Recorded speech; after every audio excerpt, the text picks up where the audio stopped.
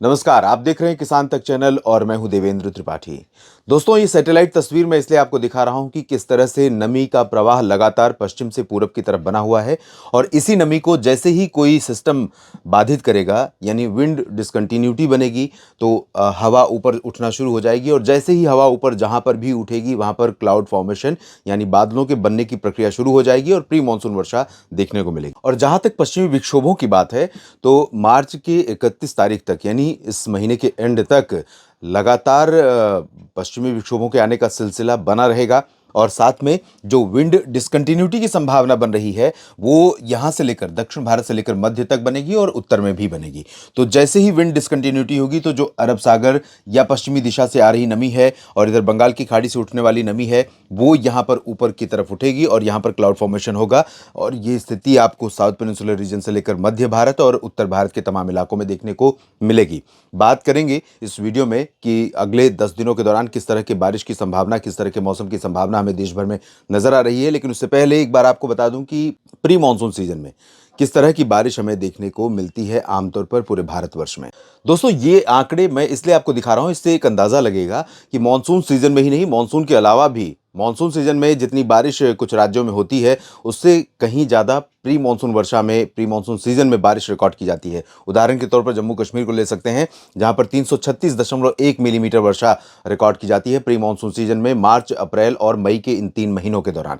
हिमाचल में 243.4 और उत्तराखंड में 155.3 मिलीमीटर वर्षा होती है, यानी सबसे ज्यादा इधर जम्मू कश्मीर में। और पूर्वी तथा पूर्वोत्तर भारत की तरफ अगर हम देखें तो सिक्किम, अरुणाचल प्रदेश, असम, मेघालय, नागालैंड, मणिपुर, मिजोरम, त्रिपुरा, ये जो रीजन आप देख रहे हैं यहां पर जबरदस्त बारिश होती है। इसमें 606 सिक्किम में होती है, 772 अरुणाचल प्रदेश में होती है और 677 होती है त्रिपुरा में, जबकि 754 होती है मेघालय में। तो इस तरह से देखें तो सबसे ज्यादा अरुणाचल में होती है 772, दूसरे स्थान पर मेघालय है, तीसरे स्थान पर त्रिपुरा और चौथे स्थान पर सिक्किम। उसके बाद इधर नागालैंड, मणिपुर और मिजोरम है, असम है और उत्तर भारत में जम्मू कश्मीर का रीजन है। इसके बाद अगर हम बाकी जगहों की स्थिति देखें तो पश्चिम बंगाल में 235.8 मिलीमीटर वर्षा होती है, ओडिशा में 128 और झारखंड में 83 रेनफॉल रिकॉर्ड की जाती है। तो बिहार में 81.7 मिलीमीटर वर्षा दर्ज की जाती है प्री मानसून के 3 महीनों में।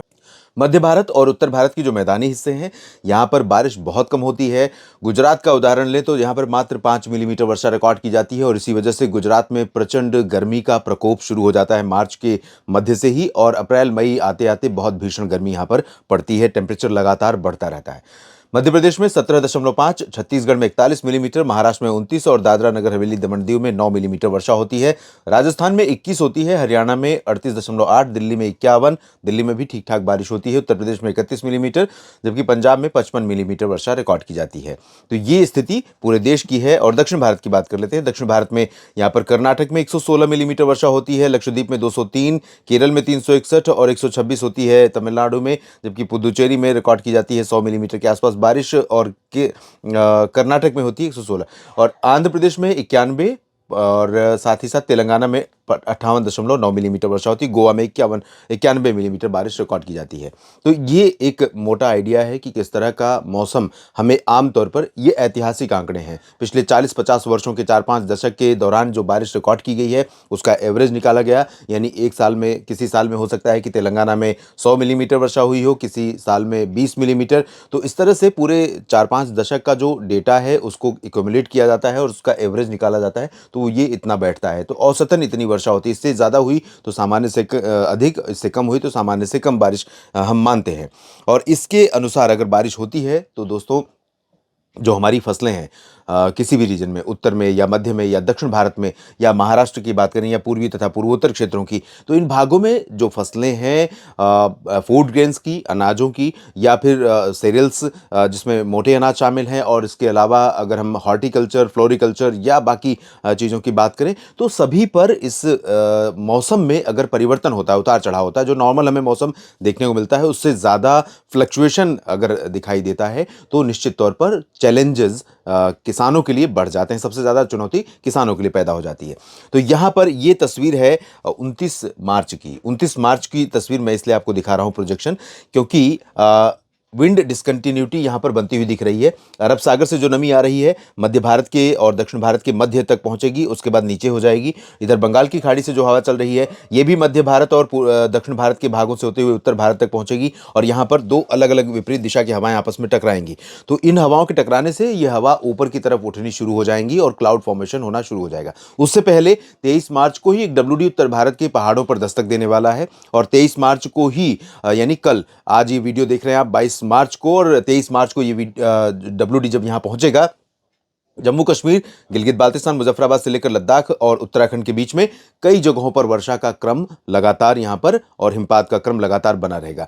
मैदानी हिस्सों की तरफ अगर हम बढ़ेंगे तो पंजाब, हरियाणा, दिल्ली और राजस्थान, उत्तर प्रदेश या राजस्थान, इन सभी क्षेत्रों में अधिकांश जगहों पर बारिश की उम्मीद नहीं है, यानी मौसम मुख्यतः शुष्क और साफ रहेगा। लेकिन 23 और 24 मार्च को मैदानी इलाकों पर भी काफी जगहों पर बादल बनेंगे। 25 यानी होली का दिन लगभग सभी जगहों पर आसमान साफ और मौसम शुष्क रहेगा। भारत के तमाम इलाकों में पूर्वी, मध्य, दक्षिण, उत्तर या पूर्वोत्तर में बारिश जारी रहेगी जरूर, लेकिन वो भी धीरे धीरे कम होती चली जाएगी।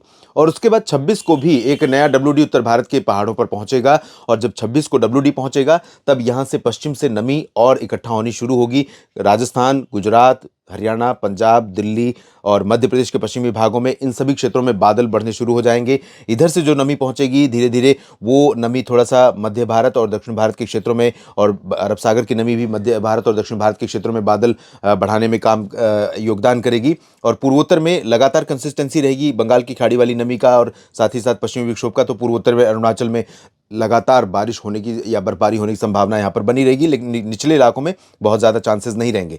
और इसके अलावा जब 26 को ये सिस्टम पहुंचेगा तो दोस्तों 26 से लेकर 31 मार्च के बीच में साउथ पेनिनसुलर रीजन और मध्य भारत में 2-3 दिन 26, 27, 28, 29 में थोड़ी बहुत क्लाउडिंग होगी और लाइटनिंग, थंडरस्टॉर्म के साथ प्री मानसून वर्षा हो सकती है।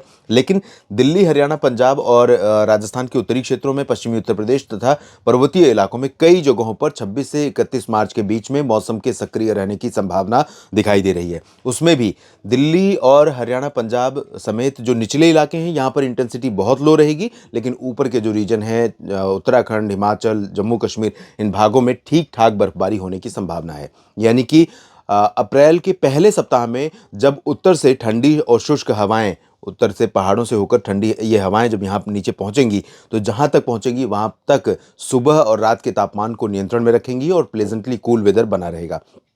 लेकिन दिन में तापमान बढ़ता जाएगा ग्रेजुअली, क्योंकि ओवरऑल इम्पैक्ट भारत के मौसम पर, भारत की क्लाइमेट पर हमें ग्लोबल वार्मिंग का इम्पैक्ट दिखाई देने लगा है और औसत तापमान हर दिन हर जगह पर भारत में लगभग बढ़ता जा रहा है और इसके चलते चुनौती सामने आ रही है खेती की, और वो भी बड़ी चुनौती है। लेकिन ये जो प्री मॉनसून की एक्टिविटी संभावित है मार्च के महीने में, इससे बढ़ते हुए तापमान पर थोड़ा सा नियंत्रण लगाने में मदद मिलेगी, थोड़ी सी ब्रेक लगने में मदद मिलेगी। लेकिन ये प्री मॉनसून की बारिश आंधी के साथ हो सकती है और लाइटनिंग, थंडरस्टॉर्म के साथ हो सकती है, इसलिए कई जगहों पर इसका नकारात्मक प्रभाव यानी इसका नुकसान भी हमें उठाना पड़ सकता है। फिलहाल इस वीडियो में इतना ही। बने रहिएगा लगातार, मैं आपके साथ जुड़ा हुआ हूं और जानकारियां मौसम की देता रहूंगा। धन्यवाद। अगर ये वीडियो आपको पसंद आया है तो इसे लाइक जरूर करें। अगर चैनल अभी तक सब्सक्राइब नहीं किया है तो कर लें और नोटिफिकेशन पाने के लिए बेल आइकन भी दबा दें।